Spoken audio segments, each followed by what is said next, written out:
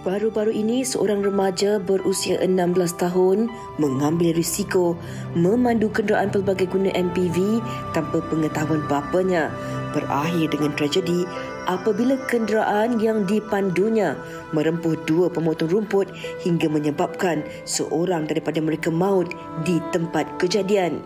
Berikanlah hati ini satu kesempatan untuk menerangi wanita hari ini. Wanita hari ini bijak mengatur, mengurus mata wataknya. Usahawati, ibu istri permaisuri. Wanita hari ini di zaman modern masih kekalkan adatnya. Dihormati, disayangi, disanjungi. Wanita hari ini.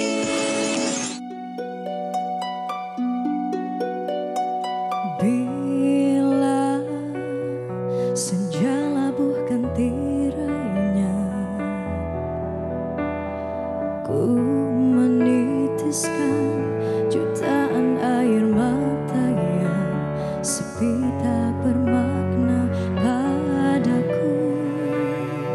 Kau hanya deruan ombak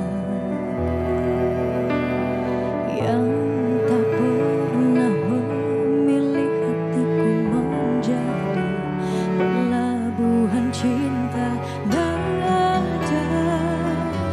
Nada kalbu pun pergi menyeru rindu.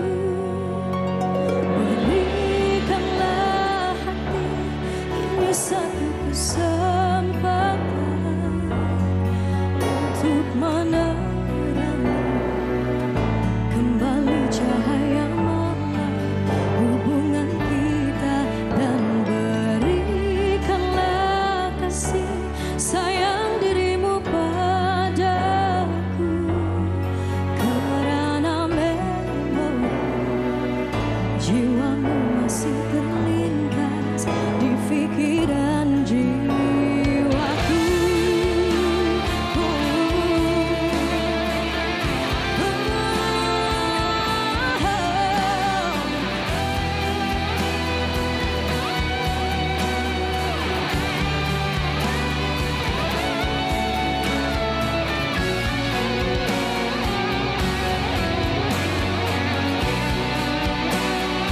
Tiada yang berbisik di hati seindah seruan cintamu kepada aku. Kau permataku.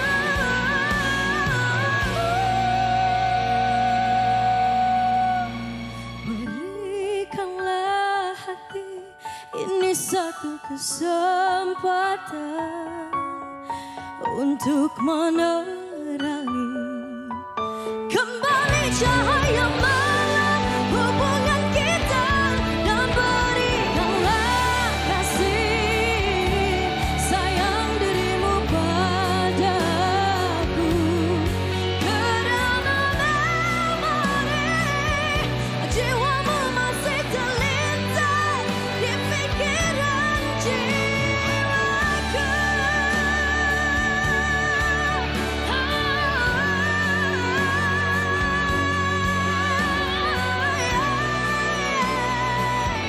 Jiwamu masih terlintas di pikiran jiwaku.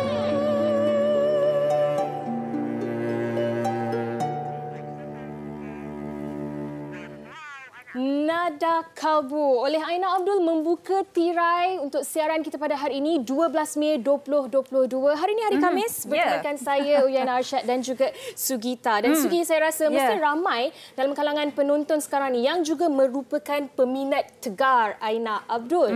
Mesti dah tak sabar nak tahu apa antara perkembangan terkini Aina. Kena pastikan anda setia bersama dengan kami selama 1 jam ini sebab sekejap sahaja lagi kita akan kembali bersama dengan Aina Abdul. Ya, betul. Dan saya rasa stylist hari ini ini mendapat inspirasi daripada Aina sebab saya rasa macam saya pun berpakaian seolah-olah Aina punya style. So Aina pun kebelakangan ni ada banyak juga dia punya pakaian yang berlainan. Kalau video raya dia ada pakai baju macam ketupat dan macam-macam.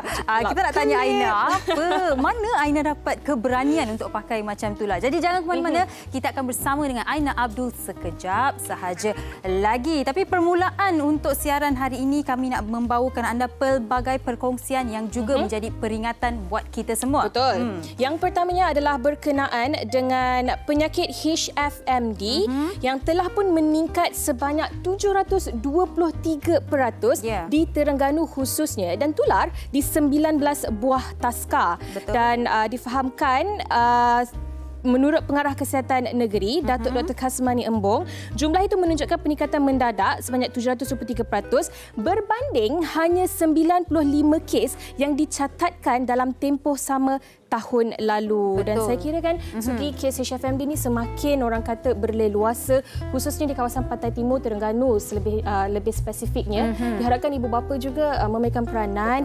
Sekiranya anda mendapati anak anda mempunyai simptom-simptom ataupun gejala-gejala seperti ruam di tangan dan di mulut dan terutamanya apabila HFMD ni lebih mudah untuk merebak melalui cecair. Betul. Saya setuju dengan apa yang jangan Jana hantar anak anda ke taska. Betul. Dan mungkin sekarang ni kalau kita tak tahu ada simptom ke atau anak-anak dah mula pergi ke taska. Jadi di situlah kita harus juga mendidik anak-anak kita supaya menjaga kebersihan diri sendiri. Baik, dan seterusnya kami ingin memberikan anda peringatan berkaitan dengan hepatitis acute yang tidak diketahui penyebabnya dalam kalangan kanak-kanak dan antara gejala-gejala hepatitis acute seperti yang anda saksikan di kaca skrin adalah jaundice, kelesuan, loya, hilang selera makan dan air kencing berwarna gelap. Jadi kalau anak anda ada antara simptom ini, anda boleh bawa anak anda ke klinik dan jangan pandang indah ya sebab di Indonesia 3 kanak-kanak telah maut akibat hepatitis acute ini. Banyak sebenarnya gejala-gejala yang berleluasa terutamanya yang melibatkan kanak-kanak. Baik, seterusnya kan Sugi, kalau kita lihat di laman sosial ada banyak video yang tular tentang pelanggan yang marah disebabkan oleh penerbangan mereka. Ada yang ditunda ataupun yang dibatalkan tanpa diberikan notis terlebih dahulu. Betul. Baik, di sini kami ingin memberikan sedikit info berguna dan tips kepada anda yang mana penerbangan ditunda atau dibatalkan, anda berhak tuntut pampasan. Okey, sekiranya penerbangan ditunda 2 jam atau lebih, antara yang boleh tuntut seperti makanan, panggilan telefon dan akses internet. Kalau penerbangan ditunda 5 jam atau lebih, boleh anda tuntut penginapan hotel dan juga pengangkutan. Dan sekiranya penerbangan dibatalkan, pembayaran balik secara penuh atau penerbangan alternatif.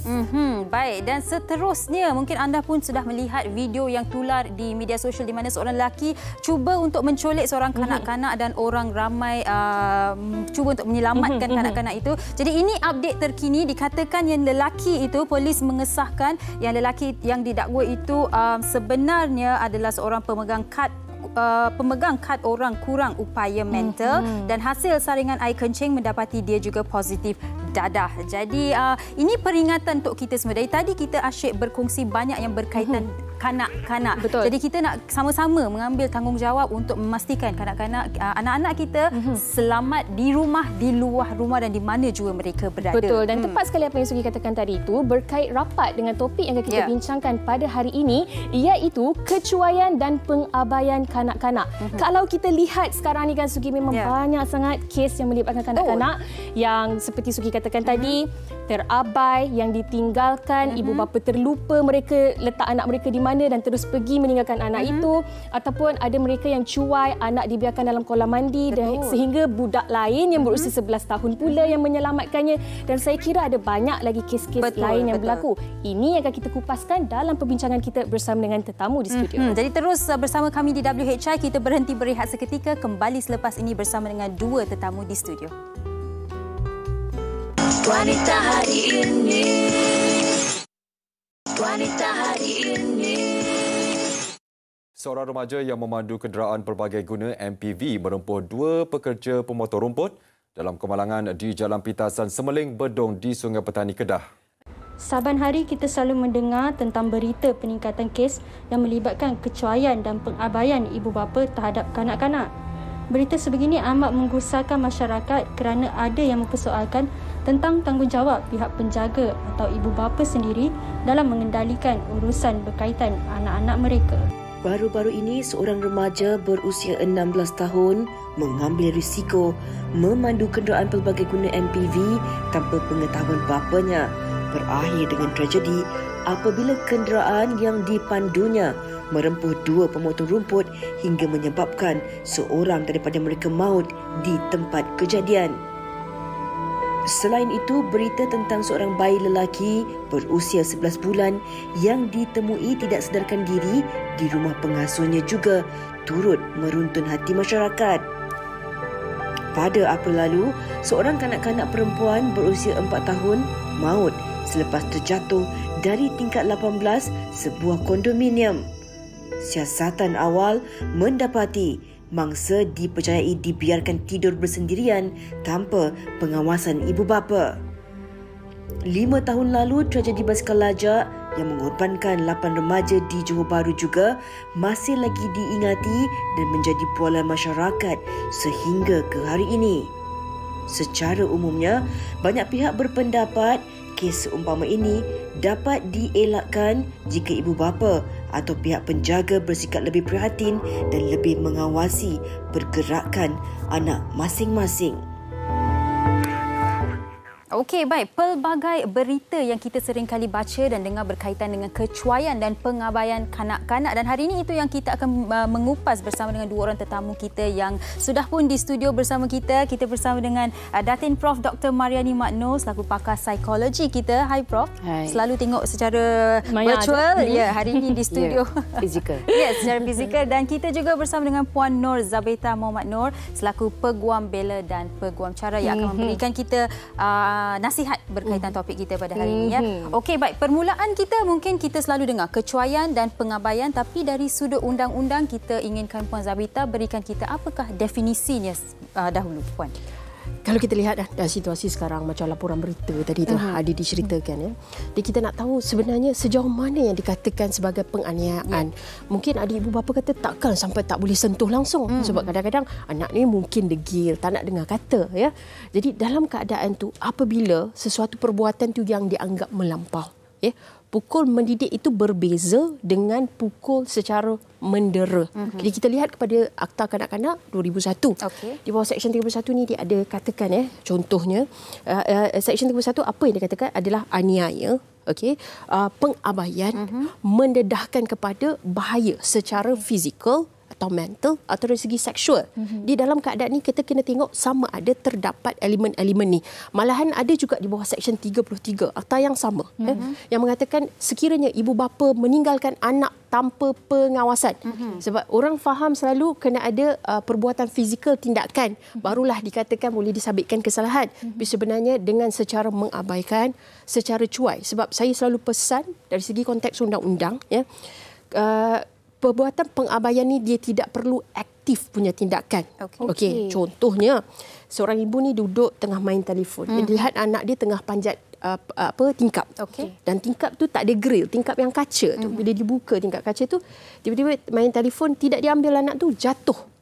Itu adalah pengabaian walaupun dia tidak ada aktif action. So dalam keadaan ni dari segi undang-undangnya itulah yang dikatakan pengabaian atau kecuaian ya. Dan kena ingat juga selalu orang sebut ibu bapa. Tidak semestinya.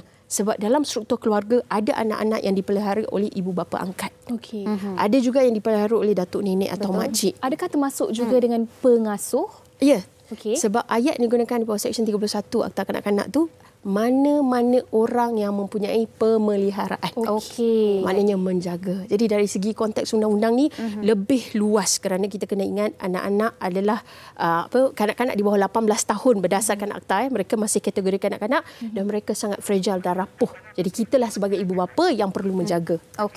Maafkan saya Puan Nur Zabeta, mungkin saya nak tanya juga kalau dalam situasi mana-mana pihak ya betul, tapi kalau dalam situasi mak nak ke kedai, mak tinggalkan anak di rumah jiran sekejap. Dalam tempoh masa tu anak tercedera. Jadi bagaimana? Itu pun boleh dikatakan pihak yang bertanggungjawab atas anak? Ya benar. Okey, baik. Siapa yang ada pemeliharaan. Okey. Walaupun macam contoh pemandu van yang meninggalkan anak di dalam kemudian berlaku kematian. Ada kes yang dilaporkan di mahkamah dihukum. Okey, baik. So sekarang ni kita dah faham yang kecuaian pengabaian termasuklah juga penganiayaan terhadap kanak-kanak. Okey, Prof, kalau kita lihat kes yang berlaku sekarang ni kan, mungkin dalam kalangan ibu bapa ada yang sedar dan tidak sedar sebenarnya mereka melakukan kecuaian dan pengabaian ni.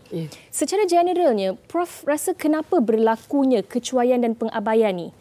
Apa yang menyebabkan dia sebenarnya, kalau boleh saya beri sedikit definisi dalam konteks psikologi apa pengabaian ni. Pengabaian kanak-kanak kalau kita lihat dalam konteks psikologi ni ialah gagalnya ibu bapa, gagalnya pengasuh, gagalnya penjaga untuk menjamin kesejahteraan fizikal, mental dan emosi anak-anak. Okey. Secara menyeluruh. Secara menyeluruh. Jadi kalau kita lihat dalam konteks soalan sebenarnya dia ada dua. Satu adalah di luar batasan, di luar kawalan dan satu lagi ialah dalam kawalan. Tadi Puan Zabita ada sebut tentang dia panjat, kemudian dia jatuh. Bila dia jatuh, sabit kesalahan tu ialah pengabaian. Tetapi kalau sekiranya dia tidak jatuh, orang tidak tahu. Betul. Jadi di sini maksudnya ialah kalau perkara itu berlaku tetapi tidak berlaku kemalangan, dia akan terus-menerus berlaku seolah-olah penjaga, ibu bapa, pengasuh menganggap tak apa, tak jatuh. Walhal hakikat yang sebenarnya itu adalah konsep pengabaian itu telah berlaku. Ini yang orang kata kalau dah terantuk baru tengadah. Kesedaran tu sebenarnya pengabaian ni kalau kita lihat di kawasan-kawasan luar bandar memang banyak. Ya, pengabaian, kecuaian, anak-anak pergi sawah padi, masuk berlari-lari dalam sawah padi. Kalau tak jatuh, tidak dianggap sebagai pengabaian.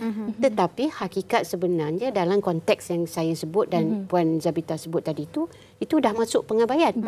Jadi kalau berlaku pula perbuatan yang zalim tujuannya untuk mencederakan kanak-kanak itu, berlakulah apa yang dikatakan penganiayaan. Jadi akhirnya di sini berlakulah konteks kecuaian dalam isi rumah tangga tersebut. Baik. Jadi penting Sugi sebenarnya untuk kita mengetahui, sebab kadang-kadang ada dalam kalangan kita yang tanpa sedar menyebabkan pengabaian dan kecuaian ini terhadap kanak-kanak tersebut. Jadi ini yang perlu kita tahu supaya tidak berlaku di kemudian hari.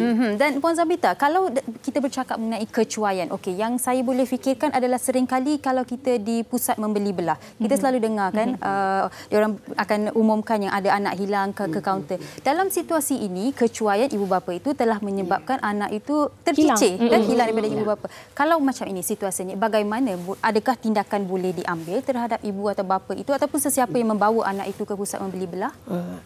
Kebiasaannya dalam situasi ini yang macam Prof katalah, bila dah berlaku sesuatu kecederaan baru orang kata pengabaian. Secara asasnya kalau kita lihat perkataan mengabaikan ni maknanya dia tak ambil peduli lah, sehingga mendedahkan kepada bahaya secara mental dan juga fizikal. Jadi kalau dibiarkan anak-anak tu lari dekat pasar raya semua, mungkin ada pihak yang tanggungjawab atau penculik datang ambil. Jadi bila berlaku hal, kita pun buat laporan polis. Tapi bagaimana pula dengan situasi ibu bapa tadi? Ada juga situasinya, contoh ada kes pernah dirujuk kepada saya yang berlaku anak umur 3-4 tahun, ibu bapa masuk ke dalam kedai, dibiarkan anak di kaki lima bermain dengan kucing liar. Kemudian dicakar. Lepas tu ibu bapa ni marah pula kepada dia, kata pemilik kedai yang punya kucing ni. Jadi dalam keadaan tu sebenarnya pengabaian tu berlaku daripada ibu bapa. Sebab apa? Anak 3-4 tahun ni adalah di bawah jagaan. Malahan saya nak rujuk juga pengabaian ni, dia punya skop sangat luas. Misalnya dalam keadaan sekarang lah, contoh bila anak-anak remaja bercinta, dibiarkan, tiada kawalan semua, sehingga menyebabkan terlanjur. Ada kes juga yang dilaporkan anak bayi dibaling daripada. Itu adalah salah satu bentuk pengabaian juga. Sebenarnya skop dia terlalu luas. Sama ada kita ni sebagai jiran tetangga lihat perkara ni berlaku, adalah tanggungjawab kita untuk membuat laporan. Wow. Baik, banyak sebenarnya yang dikupas oleh Puan Zabita, tapi banyak lagi yang kita nak tanya. Dan tadi kan Prof ada menyentuh tentang pengabaian ni, bentuk dan aspek ni bukan sahaja pengabaian fizikal, tetapi juga mental dan juga emosi anak-anak ini. Kalau kita lihat dari sudut kesan mental ini, mungkin dari sudut short term dan juga long term. Untuk jangka masa pendek ni, apa kesannya terhadap kanak-kanak, dan untuk jangka masa panjang pula, apakah impaknya kepada pembesaran anak ini apabila mereka menjadi dewasa nanti? Okey, kalau kita lihat dalam jangka masa pendek, sebab kalau dalam mengikut akta kanak-kanak 21 ya. 31. Dia kanak-kanak ini umurnya 0 hingga 18. Tapi kalau dalam psikologi, kanak-kanak berumur 0 hingga 11. Okey. 0 hingga 11. Nah, kenapa saya perlu menarik perhatian 0 hingga 11 ini? Kerana dalam umur 0 hingga 11 ni, mereka perlu bimbingan dan kawalan serta pengawasan daripada ibu bapa. Kalau sekiranya berlaku sesuatu kemalangan atau apa-apa sahaja perkara yang berlaku ke atas kanak-kanak, sama ada 0 hingga 18 atau 0 hingga 11, maka di sini akan meninggalkan kesan, impaknya. Kesan jangka pendek pastinya ialah trauma. Trauma. Trauma yang dalam masa yang singkat itu takut, bimbang, cemas dan sebagainya. Tetapi dia juga akan meninggalkan kesan jangka panjang. Meninggalkan, orang kata, parut. Kalau kita dah luka, dia dah luka tu habis, tetapi parut masih ada. Jadi parut kalau di sini maksudnya ialah jika berlaku pengabaian, seterusnya penganiayaan, maka dia akan teringat-ingat dan sampai masa di situasi yang sama, perkara yang sama, tidak mustahil kalau yang melalui proses penganiayaan itu pun akan melakukan perkara yang sama. Ini yang kita risaukan. Akan berlaku perkara yang sama. Kerana apa? Kerana kanak-kanak, masa kanak-kanak, mereka akan melihat apa yang mereka dengar, mereka lihat, mereka rasa, mereka sebagainya. Jadi dengan kata lain, persekitaran ini adalah guru mereka. Betul. Bukan ibu bapa, bukan guru saja sebagai guru, tetapi persekitaran guru. Handphone yang dilihat, video-video, animasi kartun yang dilihat, semuanya adalah guru di situ. Jadi maksudnya di sini ialah kalau kesan jangka pendek itu, perkembangan holistik kanak-kanak itu, kebimbangan kita ialah takut terjejas. Dengan kata lain terbantutlah. Dengan keadaan takut, dia akan kurang bersosialisasi. Bila kurang bersosialisasi, dia akan gagal untuk mendapatkan segala kemahiran insaniah yang diperlukan oleh seorang kanak-kanak untuk bawa ke alam remaja, dan apabila dia keluar daripada kepompong keluarga, ibu bapa dan sebagainya. Kesan jangka panjang apa yang kita bimbang nanti ialah dia akan meninggalkan trauma yang berpanjangan. Jika tidak diberi pemulihan seberapa segera yang boleh. Dalam konteks ini, mungkin kaunseling, mungkin berjumpa pakar psikologi, mungkin berjumpa kaunselor dan juga orang kata mungkin melakukan sedikit terapi untuk memulihkan keadaan, memulihkan semangat dan memulihkan emosi. Terutama kalau pengabaian itu berlaku daripada aspek pengabaian mental dan juga pengabaian emosi. Baik. Itu Prof kalau mereka yang faham situasi. Tapi kalau pihak yang tidak faham, mungkin anak itu terbiar saja begitu sehingga dewasa. Baik, banyak lagi kita nak tanyakan pada Prof dan juga Puan Zabita. Tapi sebelum itu kita nak dengarkan juga pandangan orang ramai berkaitan topik kita pada hari ini. Jom kita dengarkan.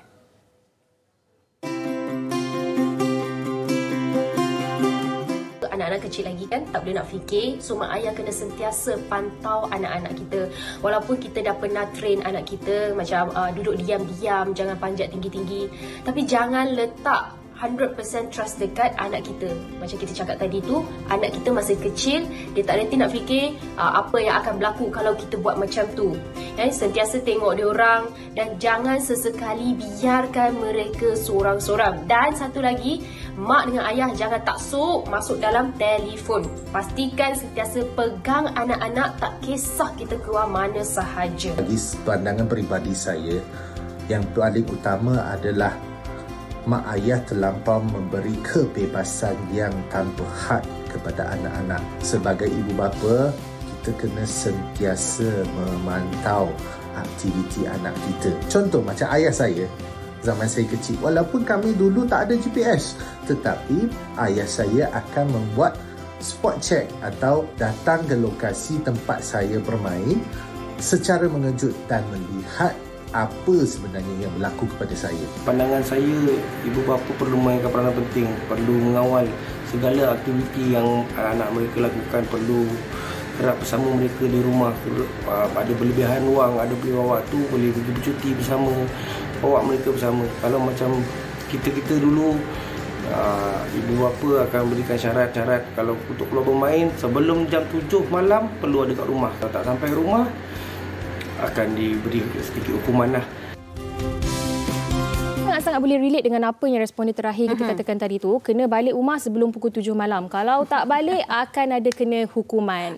Itu antara pengalaman saya secara peribadilah. Dan Puan Zafita, kalau kita bercakap tentang pengabaian, kecuaian, penganiayaan ni, dia ada banyak bentuk. Waktu saya zaman debat waktu sekolah dulu, antara yang kita bincangkan adalah latchkey kids, iaitu kanak-kanak yang mana ibu bapa tinggalkan mereka di dalam rumah, kunci pintu dan mereka keluar. Betul. Okey, ataupun ibu bapa yang tinggalkan anak-anak mereka dalam kereta, mungkin sekejap pergi ke pasar raya tetapi masih lagi berlaku peninggalan di situ. Sebenarnya kalau kita cakap tentang pengabaian ni memang macam-macam jenis. Tetapi mungkin sebagai orang kata pengajaran buat kita semua, dari segi undang-undangnya Puan, apakah tindakan yang akan dikenakan terhadap ibu bapa, pengasuh, penjaga ataupun mereka yang bertanggungjawab sebenarnya tapi tidak melaksanakan tanggungjawab mereka? Ini bila cakap tadi kan, ingat ya, saya nak ulang sekali lagi, di bawah Seksyen 31 Akta Kanak-Kanak ni, ayat ni adalah mendedahkan kepada bahaya mental dan fizikal. Sebab ibu bapa ni kenapa ditinggalkan anak dalam kereta? Sebab mereka beranggapan yang alah sekejap je, tak jadi apa. 5 minit je. Tetapi dari segi sebenarnya realiti, tinggal sekejap pun dalam masa 30 minit boleh menyebabkan kematian. Okay, mungkin juga kadang-kadang kita tinggalkan, ingat nak sekejap urusan tu jadi lama. Sangat bahaya. Jadi saya nak ingatkan, tolong ya, dalam perbuatan kita yang kita rasakan biasa-biasa itu, sebenarnya kalau kita tinggalkan kunci kat rumah tu sehingga berlaku kebakaran ya. Jadi ibu bapa ini boleh, jika disabitkan kesalahan dekat mahkamah, hukuman denda maksimum RM50,000. Okey, ataupun penjara maksimum RM20,000. Dia tengoklah, kadang-kadang orang tanya maksimum RM50,000. Berapa sebenarnya nilaiannya? Ikut kepada situasi kes dan juga fakta kes, dan juga kepada mereka boleh diarahkan oleh mahkamah untuk melakukan khidmat masyarakat tu yang berapa jam tu. Di dalam keadaan ni, tolong bila kita kata pengabaian dan juga penganiayaan tidak bermaksud secara fizikal. Contoh perbuatan, biarkan anak lepas rumah, ya, tak balik-balik, pukul 7 tak tanya, pukul 8 tak tanya, itu adalah perbuatan mendedahkan kepada bahaya. Ya. Dalam keadaan lain adalah contoh telefon, dibiarkan anak tu berhubung. Sebab itu sekarang kita ada akta kesalahan-kesalahan seksual terhadap kanak-kanak. Sebab apa? Ada kes-kes yang melibatkan pedofilia.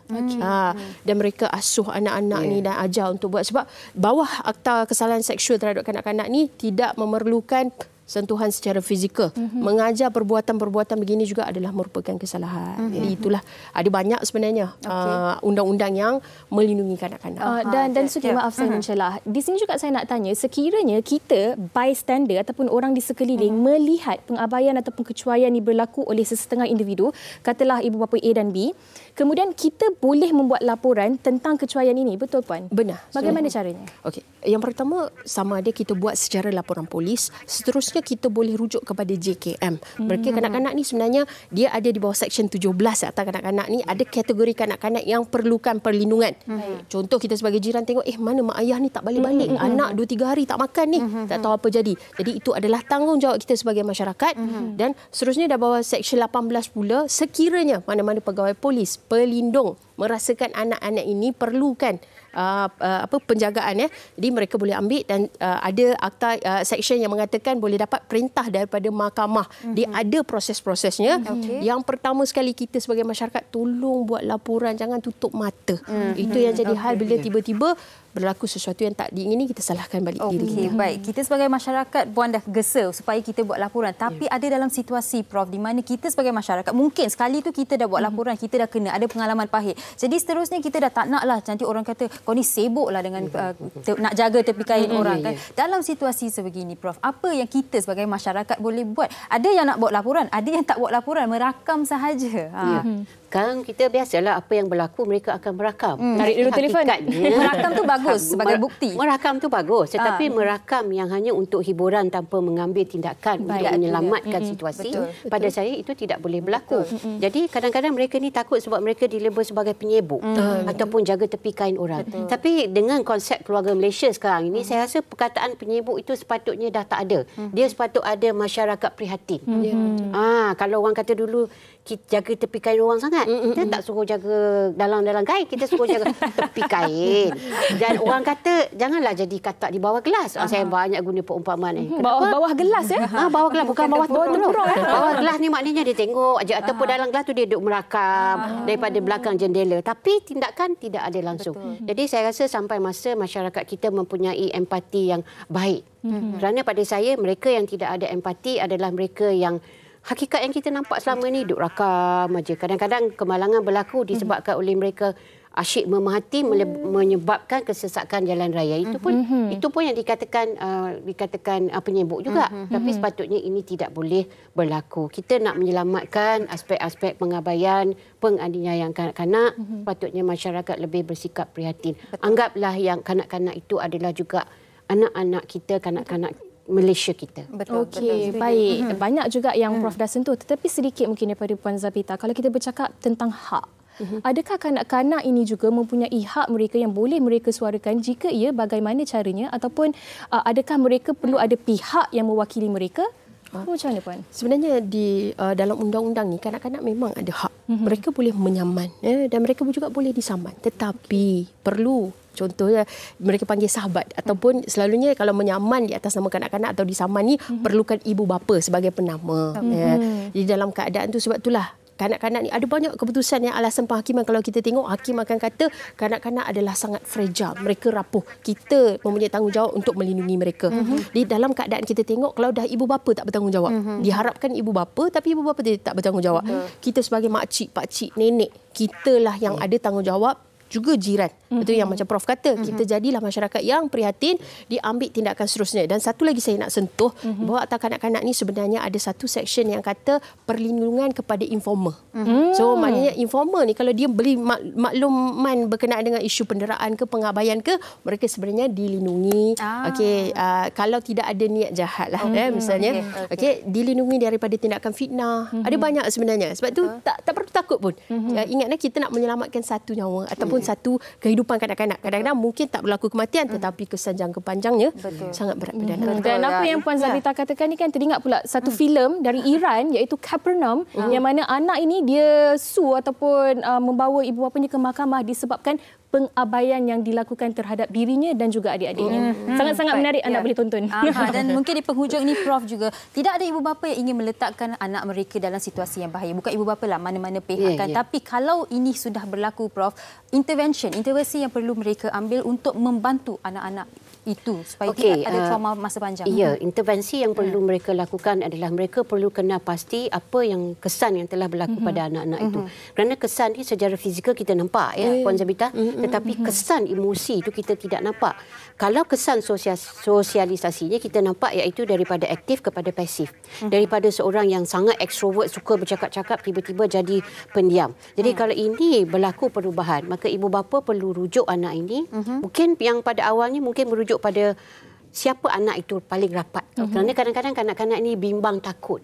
Jadi kalau dah kita lihat tidak berjaya juga, maka kita rujuk pula pada pakar psikologi, kaunselor ataupun lakukan terapi sendiri oleh ibu bapa. Dengan kita sebenarnya manusia, kita sentiasa boleh membaca. Dengan terapi yang hanya sekadar melukis, kadang-kadang kita boleh pastikan apa yang berlaku pada anak. Sama ada dia sendiri dalam keadaan trauma secara emosi ataupun mentalnya. Dengan kata lain, kita tidak mahu kesejahteraan mental, fizikal dan emosi anak-anak ini terjejas. Maka perlu dilakukan intervensi dengan merujuk kepada pakar-pakar sesuai dalam konteks umur kanak-kanak yang berbeza-beza itu. Kalau dalam konteks kita di Malaysia, Akta Kanak-Kanak menyatakan umur kanak-kanak 0 hingga 18. Tetapi kalau dalam konteks psikologi 0 hingga 11 itu, maka guna pakailah mana-mana asalkan mempunyai intervensi untuk membaik pulih trauma yang berlaku pada anak itu tadi. Baik, penting sebenarnya untuk ibu bapa tahu yang untuk kanak-kanak pun ada sesi kaunseling untuk mereka. Dan Puan Zabita, saya dah tanya tadi, tapi saya mungkin sekali lagi Puan boleh kongsikan bagaimana sebenarnya cara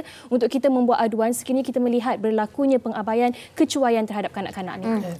Kalau kita duduk dalam kawasan kejiranan, kita dengar anak-anak, ada anak sebelah tu menjerit, kita suspek kededera. Pertama, kita boleh telefon polis peronda. Jadi kita minta, kita tolong saya mak, saya ada syak lah sesuatu berlaku dekat sebelah. Jadi elok kita mencegah daripada dah berlaku, kita nak bantu, nak buat laporan polis sama-sama tapi berlaku kematian. Kita tak nak begitu. So pertama sekali sebagai orang jiran-jiran, telefon polis Peronda. Seterusnya mungkin juga boleh telefon talian Nur 15999. Kita mintalah maklumkan tentang situasi ni. Dan ketiga, kadang-kadang kita mungkin boleh semaklah sebagai jiran lah apa yang berlaku ke, tanya ke apa ke. Jadi dalam keadaan tu kena ambil langkah yang proaktif. Kalau tahu tentang perkara ni pun tak boleh, sebab dalam keadaan yang anak-anak didera tadi tu sebenarnya ada banyak NGO yang membantu pada kita untuk ambil tindakan. Betul. Dan ini termasuk untuk anak-anak juga, sekiranya mereka merasakan diri mereka diabai dan Syuaib, boleh telefon terus talian Nur ya Puan. Saya rasa didikan awal tu pentinglah. Kalau anak itu tidak boleh, macam Prof kata, bercakap pada ibu bapa, boleh bercakap dengan cikgu, kawan-kawan dan mungkin orang lain. Kan? Baik, banyak yang dikongsikan, sangat-sangat bermanfaat apa informasi yang diberikan Puan Zabita dan juga Prof. Terima kasih banyak-banyak Prof dan juga Puan Zabita. Dan kepada anda, jangan ke mana-mana, kita nak berehat seketika. Sekembalinya nanti, kita akan bersama dengan Aina Abdul. Wanita hari ini. Baik, kembali bersama kami dan saya pasti hari raya hari itu macam-macam diborakkan oleh mak-mak, dan hari ini WHI pun kami nak mengajak anda borak mak-mak bersama dengan Similac IntelliPro. Jom.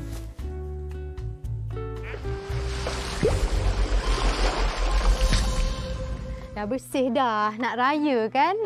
Assalamualaikum dan selamat menyambut Hari Raya diucapkan kepada semua penonton setia Borak Mak-Mak yang dibawakan khas oleh Similac IntelliPro. Ni, Aunty Mira nak ucapkan tahniah kepada si Cilik yang berjaya berpuasa selama sebulan. Wow, bestnya. Pandai tau. Dan syabas juga diucapkan kepada para ibu. Yelah, bukan mudah tau kita nak pujuk anak-anak kita ni belajar berpuasa. Sebenarnya, hari raya kita ini lebih meriah dengan kerenah anak-anak yang baru nak belajar berjalan tu. Berlari ke sana, ke sini. Bila dah terjatuh, dia punya menangis tu sampai rumah jiran. Itu belum lagi yang bergaduh dengan kawan-kawan. Hei budak-budak ni. Tapi di sebalik semua tu, kita nampaklah mak-mak yang bertungkus lumus menyediakan dari makanan sampailah baju raya agar anak yang tersayang tetap menikmati rasa hari raya. Tapi jaga-jaga, Mira tahu poket yang kecil tu penuh duit raya. Baiklah, kita bersama dengan tetamu jemputan Dr. Zafira dan Aida Su. Selamat Hari Raya. Selamat cantiknya. Ini baju raya yang keberapa ni? Pertama sekali, special. Ya ke? Special. Dan kita tahu Aida ni banyak baju raya. Okeylah, Aida. Kita orang nak tahulah kan, apa antara kerenah lucu anak Aida di pagi raya? 10 hari sebelum raya, dia dah tanya hari-hari, hari ni dah raya ke? Hari ni dah raya ke? Sambil dia tengok baju raya dia dah siap ke belum. So macam seronok lah. Dan lagi satu, sejak tahun lepas saya dengan anak saya dah buat kuih raya sama-sama. Wow, so, yang 5 tahun tu dah pandai? 4 tahun dia memang suka memasak kat dapur. So kita dah buat kuih raya sama-sama. Lepas tu kita pack, kita bagi dia punya kawan, bagi kat babysitter, bagi kat mak ayah. So dia semua dapat rasa seronok. Yelah, kita raya ni kan, kita nak bawa anak-anak pergi menziarah rumah orang. Betul. Macam mana Aida kan didik anak agar berdisiplin dan bersopan? Kita membesar mungkin dengan cara yang tegas, tapi bagi saya didik anak saya dengan cara bagi dia faham dan explain. So bagi saya, apa yang anak kita buat cerminan ibu bapa dia. Jadi kalau contohnya kalau kita pergi rumah orang, kalau dia nak main, saya akan cakap nak main minta, kalau jangan bawa balik rumah. Lepas tu kalau dia macam marah ke apa, kita akan cakap baik-baiklah. Tapi for me, kita sendiri kena tunjukkan contoh yang baik supaya anak kita ikut. Jadi bila pergi rumah orang, dia pun faham. Kena bersopan lah, betul. Macam nak apa-apa tanya dulu kan. Betul, itu dah cerita tentang adab. Itulah dia, kita dah tahu kisah Aida dan anaknya. Dan untuk doktor pula, mungkin doktor boleh kongsikan tips kepada penonton apabila beraya dengan anak-anak. Okey, Assalamualaikum warahmatullahi wabarakatuh. Selamat Hari Raya semua. Okey, tips Hari Raya. Hari Raya saya pun excited. Kan, semua orang excited. Siapa tak excited Hari Raya? Okay. Tips Hari Raya untuk anak-anak ni, pertama konsep Hari Raya tu anak-anak kena faham. Okey, yang biasanya anak-anak ni bila sebut Hari Raya, dia tahu happy je lah. Nak jumpa kawan-kawan, nak main, nak pakai baju baru contohnya. Tapi kita explain konsep Hari Raya. Hari Raya tu kita nak meraihkan kemenangan, kita berpuasa. So kita nak ziarah saudara mara, bermaaf-maafan, mengeratkan silaturahim supaya bila dia tahu hari raya itu yang mereka perlu lakukan. Boleh untuk memakai pakaian cantik tetapi bersederhana. Itu pun dia orang kena tahu juga. Kalau tak all out ni hari raya ni. Sampai bawah. Betul. Soalan terakhir sebelum Mira lepaskan tetamu-tamu jemputan kita yang cantik jelita ni pergi beraya makan kuih raya. Okey, nak tanya doktor lah, apa kaedah yang perlu dielakkan dalam menangani kerenah anak? Pertama, kita kena tahu anak-anak kita ni walaupun dia kecil, dia mempunyai hati dan perasaan dan dia orang pula beremosi. Kadang-kadang kita ingat dia kecil, dia orang tak ambil hati, tak tahu apa-apa. Tapi sebenarnya dia orang ada emosi juga. Jadi benda pertama kena elakkan, jangan mengherdik atau memarahi anak di depan orang ramai. Emosi mereka akan terganggu. Kedua, pastikan tidak melakukan apa-apa physical touch kepada anak lah. Maksudnya jangan cubit, jangan pukul. Walaupun di kaki sikit pun tak boleh. Tidak digalakkan. Dia ada perasaan malu tu bila kita pap dekat kaki. Nanti dia kata kalau orang nampak lagi betul. Kadang-kadang dia orang simpan kan apa yang kita buat tu. Nanti itu yang jadi kalau ada adik-adik pula kena. Apa kita buat kat dia, dia lepas geram kat adik. Lebih baik kita terus terang dengan anak tu. So yang paling penting anak-anak ni ialah nasihat. Nasihat, panggil dia di satu sudut, explain kat dia, abang tak boleh buat macam ni, benda tu tak baik. Tapi insya-Allah kalau kita sabar, kita keep explain, dia akan faham nanti. Sebenarnya dengan anak-anak ni komunikasi sangat penting. Baiklah, pelbagai info dan tips menarik yang telah dikongsikan oleh tetamu jemputan kita. Macam doktor cakap tadi, paling penting tangani kerenah anak dengan sabar. Jangan tengking anak terutamanya di depan orang ramai. Tak baik untuk perkembangan minda dan emosi mereka. Baiklah, kita sudah pun tiba di penghujung rancangan dan di episod terakhir Borak Mak-Mak. Terima kasih kepada anda yang setia menonton dan menyokong kami di setiap episod. Saya Amira Rosli dan Borak Mak-Mak mengundurkan diri. Selamat Hari Raya. Maaf zahir dan batin.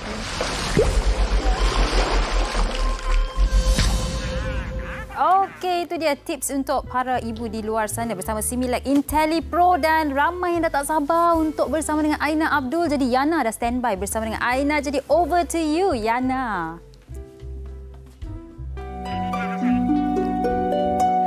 Bila senja bukan tirainya,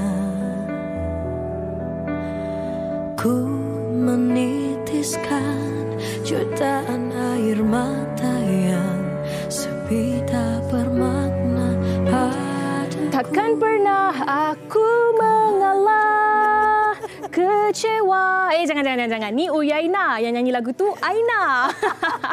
Seperti yang dijanjikan, kita bersama dengan Aina Abdul. Aina sehat? Halo, sehat alhamdulillah. Yana sehat? Sehat alhamdulillah. Wah, seronoknya dapat jumpa dengan Aina Abdul. Tapi pertama sekali Yana nak cakap tahniah sebab kita tengok kan nama Aina Abdul ni semakin hari semakin menempa nama di Malaysia, semakin ramai fanbase Aina Abdul, iNations, betul? Betul. Okey, tetapi mungkinlah sebagai orang kata permulaannya sekarang ni, Aina nak share terlebih dahulu apa antara perkembangan terkini, lagu terbaru, mungkin ada kolaborasi yang peminat tak tahu ke? Okey. Untuk projek terbaru, kita baru saja rilis lagu raya, Gema Raya. Korang boleh juga tengok music video di YouTube channel Aina Abdul. And for future release, kita ada surprise release very soon. Tapi Aina tak boleh cakap bila, but it's definitely very very soon. It's a single project. Aina nyanyi seorang saja. Tak sabar. There's no collab. So far tak ada collab lagi. But I'm so excited. Yang paling Aina excited adalah I'm looking forward for my first ever concert yang Aina akan adakan di Istana Budaya 25 dan 26 Jun. Konsert kejap lagi yang akan tanya. Tapi sebelum tu kan, kalau kita biasa lihat, kenal, dengar Aina Abdul ni memang sinonim dengan fashion. Sebab yelah, kalau dekat Hollywood ada Met Gala. Tapi kalau dengan Aina Abdul, ibaratnya setiap hari adalah Met Gala. Setiap hari penonton, peminat ternanti-nanti apa antara fashion terbaru, rekaan terbaru yang Aina akan pakai dan bawa. Untuk ni kan Aina, kenapa sebenarnya Aina memilih untuk menjadi seseorang yang orang kata stand out ataupun yang berbeza dengan penyanyi-penyanyi yang lain di Malaysia? Kerana sebenarnya saya tertarik dengan question ni and ayat yang Uyainah gunakan, saya nak menjadi lain daripada penyanyi lain. Bukan kerana saya tak boleh nak menjual vokal, boleh. Tetapi sangat boleh ya. Alhamdulillah boleh. Cuma selepas saya dah lama dalam industri ni, daripada zaman Mentor Legend dulu, saya kaji career saya dan saya rasa I need a little more boost dalam career saya, and to me as a vocalist, I feel like that's not enough. Jadi saya perlukan another criteria ataupun character for Aina Abdul yang saya rasa saya ada. I always believe that I have my Sasha Fierce dalam diri saya, and Aina Abdul is Sasha Fierce for Nurul Aina. That's why saya tampil dengan fashion begitu. Tapi kan Aina, kalau kita tengok kan, Aina Abdul sebagai seorang performer di atas pentas menyanyikan lagu, memang orang kata kenalah dengan pakaian-pakaian yang over the top macam ni kan. Tetapi sebagai seorang Aina Abdul, sebenarnya dari segi fashion sense Aina lebih suka pakaian yang bagaimana? Saya kalau ada peminat pernah jumpa saya dekat luar, saya adalah wanita yang sesimpel yang mungkin.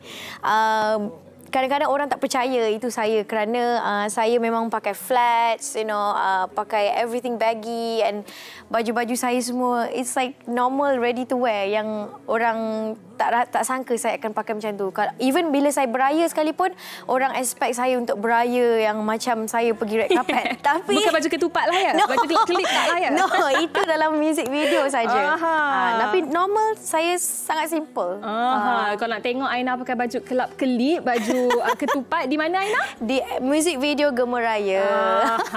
Okey, baik. Aina, tadi Aina ada cakap tentang konsert yang akan berlangsung pada 25 dan 26 Jun nanti. Betul? Betul. Okey, mungkin Aina boleh ceritakan sedikit antara persiapan yang nak tengok baru sehari ke 2 hari lepas praktis bersama dengan band.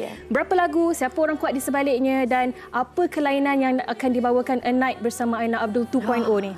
Okey, saya baru saja, kita ada rehearsal, 2 hari rehearsal, about 5 to 6 hours dengan music director saya iaitu Mac Chew. Mac Chew adalah nama yang sangat-sangat besar bagi saya. I grew up listening to all his work bersama Jenny Chin, is a famous composer and arranger for Datuk Sheila Majid, and saya rasa sangat-sangat bertuah because I get to call him my long time idol untuk bekerjasama, and kita ada almost 30 songs per night. Wow. So saya tengah get ready with my mental mostly and my physical to be fit, and so that saya boleh do my best for that 2 nights, so that apa yang korang bayar berbaloi dengan harganya. Ni nak tanya juga. Soalan panas sikit Aina, sebab ini antara yang menjadi kontroversi juga. Ada yang bercakap tentang tiket konsert Aina yang dikatakan sedikit mahal. Mungkin ada sesuatu yang Aina nak sampaikan, justifikasi dari pihak Aina dan juga dari pihak tim Aina Abdul. Sebenarnya saya tak pernah explain benda ni di mana-mana, so eksklusif in Wanita Hari Ini. Actually about the price, kita diberikan kelonggaran, tak ada not that much kelonggaran yang kita diberikan. We can open 70% seat sahaja. Initially the idea was 70% seat, so we cannot allocate 100% seat, so that's why we have to increase a little bit the price. But that's why kita banyakkan lagi list lagu. We actually sing 15 songs, tapi kita naikkan list lagu and banyakkan lagi lagu, and kita varietykan lagi arrangement. And also we prepare a special gift for everyone yang korang akan dapat very very soon bila korang datang nanti. So I'm so sorry if the price is not apa yang korang expect, but I'm bringing the best from me and my team, and definitely it's going to be an enjoyable night, not just for myself but for everyone. Tapi saya antara yang sedih sebab tak dapat nak pergi. Tekan je habis. Tapi saya ucapkan all the best, selamat maju jaya untuk Aina. Semoga dapat melahirkan lebih banyak lagi karya-karya hebat, karya-karya yang dekat di hati masyarakat Malaysia. Sekali lagi terima kasih Aina Abdul. Dan kepada anda, jangan ke mana-mana, kita nak berehat sekejap. Kita akan kembali selepas ini di Wanita Hari Ini. Wanita Hari Ini. Wanita Hari Ini. kembali bersama kami. Macam-macam yang telah kami kongsikan bersama anda dan terima kasih kerana bersama kami sepanjang 1 jam ini dan esok. Hikayat perkahwinan, cinta sahaja tak cukup. Betul. Kita harus menghormati satu sama lain. Tapi apa yang terjadi apabila hilang rasa hormat. Seperti biasa hari Jumaat kita akan membawakan topik hikayat perkahwinan. Bila hilang rasa hormat mungkin berlaku dalam situasi di mana berkemungkinan isteri mempunyai gaji yang lebih lagi pada suami, tetapi apabila di rumah berlaku situasi-situasi seperti isteri tempatnya masih lagi di dapur, isteri yang perlu mengemas rumah, isteri yang perlu menjaga anak-anak, semuanya di atas bahu isteri. Jadi di situ bagaimana sekiranya berlaku hilang rasa hormat tu. Tapi si suami pun cakap, tapi kalau saya yang buat semua, saya pun hilang rasa hormat pada isteri. Macam mana nak selesaikan ni, Sugi? Kupasannya. Jadi jangan lupa esok jam 12 tengah hari sehingga berjumpa lagi. Jaga diri. Bye-bye. Assalamualaikum. Stay safe semua.